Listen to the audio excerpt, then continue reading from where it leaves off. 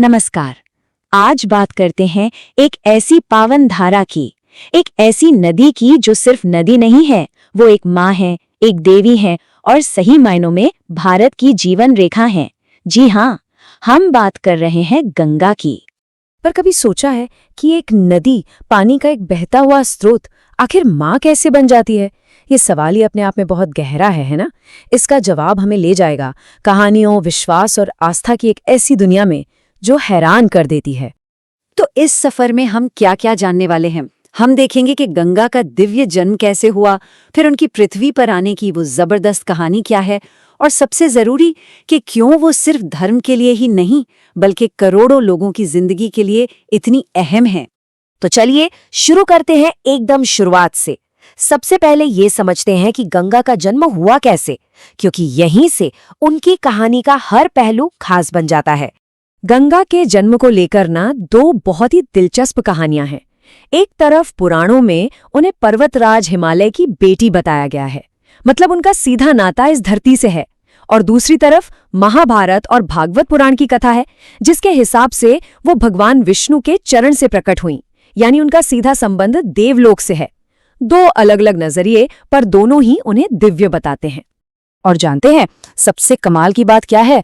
गंगा को त्रिलोक गामिनी भी कहते हैं। मतलब वो सिर्फ पृथ्वी पर नहीं बहती, उनका प्रवाह ब्रह्मलोक से शुरू होता है, फिर वो स्वर्गलोक से गुजरती हैं और तब जाकर पृथ्वी पर आती हैं। सोचिए जरा, एक नदी जो तीनों लोकों में मौजूद हो। अब आते हैं उस कहानी पर जो शायद हम सबने कहीं न कहीं सुनी है, गंगा के पृथ्वी पर आने की कहानी। ये सिर्फ एक कहानी नहीं है, ये एक महागाथा है जो बताती है कि धरती पर गंगा के आने का असली मकसद क्या था। तो इस महागाथा की शुरुआत होती है राजा सगर से, और उनके एक दो नहीं बल्कि 60,000 पुत्रों से। जी हाँ, 60,000। और इन्हीं 60,000 पुत्रों से एक ऐसी गलती हो जाती है जो सब कुछ बदल देती है। हुआ ये कि उन्होंने गलती से महान ऋषि कपिल मुनि का अपमान कर दिया, और ऋषि के क्रोध की अग्नि में वो सारे के सारे 60,000 पुत्र जलकर राख हो गए। अब उनकी आत्माओं की मुक्ति का बस एक ही रास्ता था, स्वर्ग में बहने वाली गंगा को पृथ्वी पर लाना, ताकि वो उनकी राख को पवित्र कर सके। लेकिन ये काम इतना आसान नहीं था। ये कोई एक दिन या एक साल की बात नहीं थी। ये एक ऐसी तपस्या थी जो पीढ़ियों तक चली।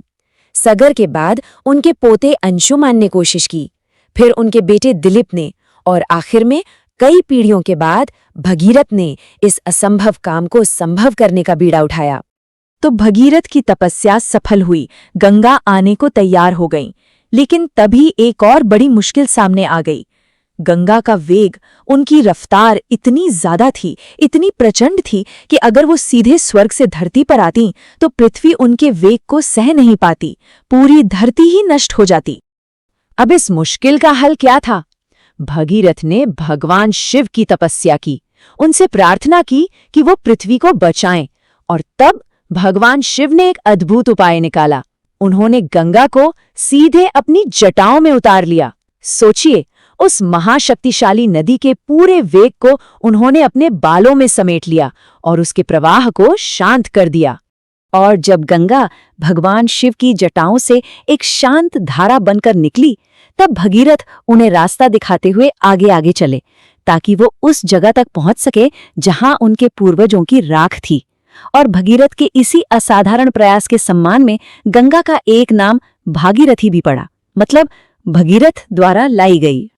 तो गंगा पृथ्वी पर आ गई। अब देखते हैं कि उनके आने का असर क्या हुआ।